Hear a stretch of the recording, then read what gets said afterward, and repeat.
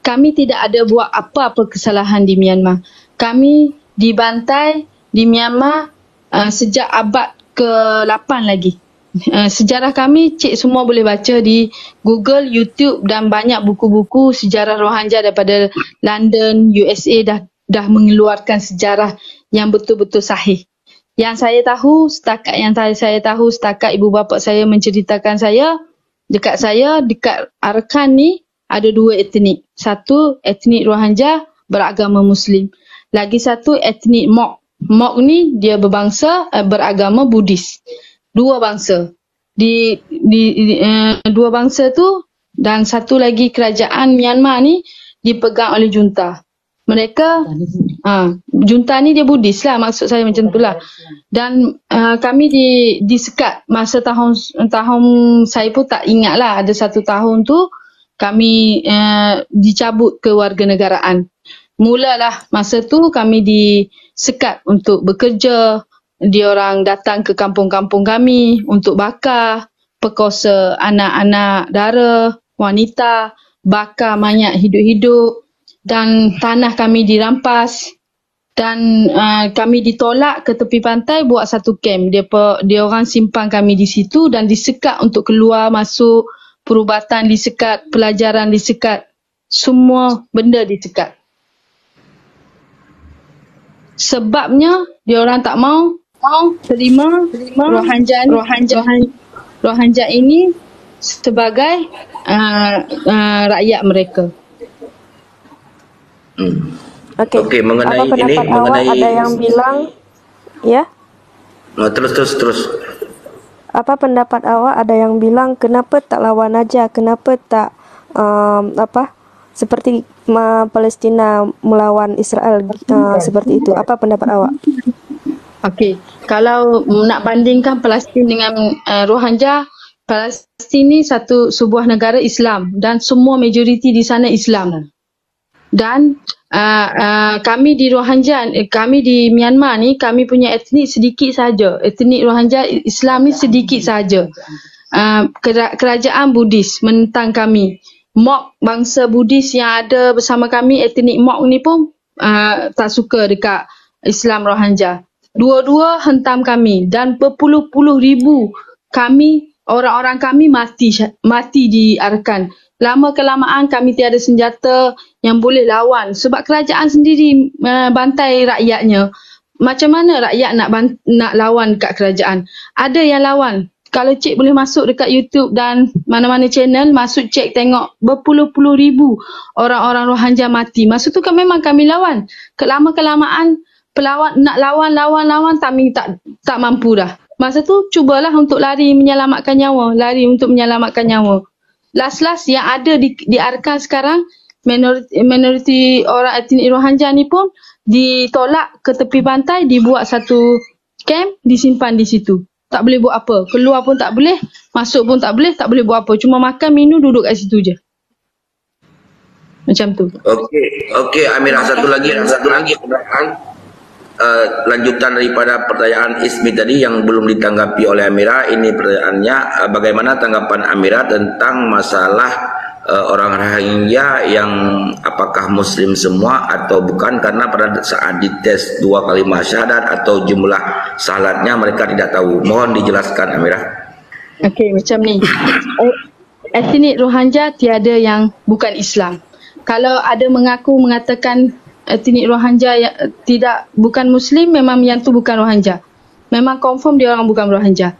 Etnik Rohingya mazhab Hanafi dan apa-apa pertanyaan daripada orang Malaysia dan Indonesia, banyak etnik Rohingya yang tidak faham. Contoh, kalau orang Malaysia biasanya dia orang akan tanya mengucap. Dia orang tak akan faham apa itu mengucap. Dan di Indonesia ramai orang tanya baca syahadah. Contoh kalimah syahadah, dia orang tak akan faham. Cuba tanya perkataan kolma for. Kalau tanya perkataan kolma for, insya-Allah semua akan boleh jawab. Walaupun tiada pendidikan, syahadah dia orang akan boleh jawab. Kebanyakan orang-orang Muslim Rohingya banyak yang terpinggir daripada pendidikan. Disebabkan tu ramai yang ada yang tak pandai solat, ada yang tak pandai mengaji, ada yang pandai mengaji, ada yang hafiz, ada yang lebih pandai pun ada. Tak pandai lagi banyak. Yang mampu sedikit duit ada, dia orang boleh belajar sikit. Yang tak mampu, kecil-kecil 12 tahun, 10 tahun dah mula bekerja. Dah mula pergi kutik kayu, dah mula pergi bela lembu, dah mula pergi jadi tangkap ikan. Dah tak ada dah pelajaran. Tapi perkataan kolmafor tu, insya-Allah semua akan boleh jawab. Cuba cik tulis, siapa-siapa yang ingin bertanya kepada Rohanja, cuba tulis perkataan yang saya cakap. Kolmafor. Cakap kolmafor, insya-Allah semua akan boleh jawab. Asyhadu an la ilaha illallah wa asyhadu anna Muhammadur Rasulullah. InsyaAllah semua akan boleh jawab. InsyaAllah, amin, amin, amin. Terus Ismi mau tanya lagi apa? Negara, satu lagi. Kan Amira ni ada banyak yang bilang apa orang Rohingya ni, aku lupa. Kalau misalkan orang Rohingya ni kan banyak yang maaf ni attitude-nya tak baik. Terus kalau misalkan ni ada yang bilang mereka diajar sedikit demi sedikit. Terus juga ada yang bilang anak-anak di sini kalau mengemis tu maaf kalau minta uang ke orang tu, kalau tak diberi marah-marah, ketok-ketok kaca. Itu menurut Amira, kalau misalkan mereka tu kayak diberi pemahaman atau sebuah pelajaran tu dituntun mereka, apa mereka bisa berubah menuju lebih baik atau bagaimana menurut Amira? Ada pelajaran. InsyaAllah bisa berubah. Dan macam Cik cakap tadi, ada yang mengemis, ada yang bercakap kurang hajar, tak ikut cara orang-orang tempatan tinggal. Memang betul, yang tu memang ada. Saya tak pernah menafikan benda tu. Di Malaysia pun saya pernah diskusi, memang betul ada setengah-setengah orang Rohingya berperangai macam tu. Dan macam cik tanya, kalau dia orang diberi taklimat, diberi pendidikan untuk akhlak, untuk tunjuk ajar cara-caranya, insya-Allah ada sesetengahnya akan ikut. Yang sesetengahnya saya tak boleh bagi garanti sebab manusia. Macam sebelum ni saya cakap, ada yang mengikut, ada yang tidak mahu mengikut. Okey, itu aja bang. Dah habis. Maaf, saya ada sikit je nak tanya soalan Kak Amira. Ada 3 soalan je. Amira, tadi kamu kata ada perbezaan di antara pelarian yang dahulu, mungkin zaman ibu bapa kamu, arwah ibu bapa kamu, dengan pelarian yang sekarang. Boleh ceritakan apa yang kamu kata membezakan, mungkin daripada cerita korang, daripada cerita arwah ibu bapa, sebab kamu sendiri tidak melalui waktu pelarian tu sebab kamu lahir di sini. Tapi bila kamu kata ada perbezaan antara yang dahulu dan sekarang, itu apa maksud kamu? Okey, macam ni. Sekarang cik, di Myanmar, di Arakan ni, pada tahun 2012, masa tu perang masa ayah saya tahun 1988. Masa tu ada sekali perang di sana, dibantai lah, di penghapusan etnik lah. Dan yang tu saya tak mau cerita, yang ni dulu, yang 2012, 2010, 2011 ni, dia orang buat penghapusan etnik di Arakan lah. Masa tu dah finish, dah habis dah. Dah mati, yang lari dah lari, dan yang ada di sana dia orang tolak buat satu camp, tinggal di sana, tak ada berkeliaran, tak ada dah. Di kampung-kampung semua dirampas. Sekarang siapa jaga mereka di sana? UNHCR jaga mereka. Badan-badan PBB yang jaga mereka di sana.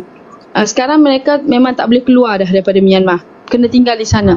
Yang saya mengatakan perbezaannya, yang Bangladesh, yang pelarian yang ada di Bangladesh, mereka pegang ejen, bayar duit, datang ke Aceh. Yang tu dah beza dengan yang ibu bapa kami.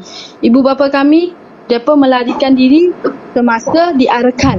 Mereka keluar dengan bot yang menangkap ikan, bukan membayar ejen ataupun tu bincang dulu nak keluar, bukan. Dia orang macam random lah. Semua pakat naik, lari terus. Macam tu. Yang tu dia orang tak ada minyak, tak ada stok makanan. Mereka keluar untuk menyelamatkan nyawa je. Mereka jumpa Thailand, mereka masuk Thailand. Mereka jumpa Malaysia, mereka masuk Malaysia. Macam tu perbezaan dia. Maksudnya senang kata pelarian yang dahulu menggunakan apa saja cara untuk keluar tapi tidak membayar apa-apa lah. Ya, betul cik. Berbeza dengan sekarang. Okey. Faham. Sekadar untuk makluman kamu tahu jumlah Rohingya yang berada di Malaysia secara statistik mengikut UNHCR? Ya, saya tahu. Yang saya baca sekarang, saya masuk dekat page UNHCR, sekarang ada dalam pelarian Rohingya saja ada dalam 160 lebih macam itulah. Tak campur dengan pelarian-pelarian lain. Tak campur dengan pelarian lain. Kalau ikut data daripada immigration yang combine dengan UNHCR ada lebih kurang 600,000. Tapi tak apalah, kita tengok statistik Bukan mana yang yang tu. lebih. Kalau yang 100,000, cik kena tahu. Pelarian ni bukan Rohingya saja. Myanmar, Somalia, Sri Lanka, Pakistan, Palestin, Syria, Yaman, banyak pelarian lagi ada yang lain. Mungkin yang tu yang cik cakap data tu semua pelarian yang masuk dalam data tu, bukan Rohingya saja. Mungkin Rohingya saja ataupun mungkin semua pelarian. Bukan, Mungkin. tak ada. Memang tak ada Rohingya sampai 600,000, tak ada. Okey, yang last. Tadi kamu kata berkaitan dengan attitude. Bila mana soal akhlak ni, kalau kata mereka ditegur, dipimpin, ialah tak semua orang baik dan tak semua orang jahat, betul kan? Ya, betul. Okey. Jadi pada kamulah secara peribadinya, untuk membetulkan akhlak orang yang tidak betul di kalangan Rohingya ni, sebenarnya tanggungjawab siapa? Di bawah, kalau kami sekarang di bawah UNHCR, yang tu tanggungjawab UNHCR lah. Maknanya sepatutnya tanggungjawab UNHCR lah untuk betul. memperbetulkan attitude atau akhlak orang-orang Rohingya yang tak berapa nak betul ni. Macam tu. Ya, betul. Ya, betul. Okey, tak apa. Balik pada host.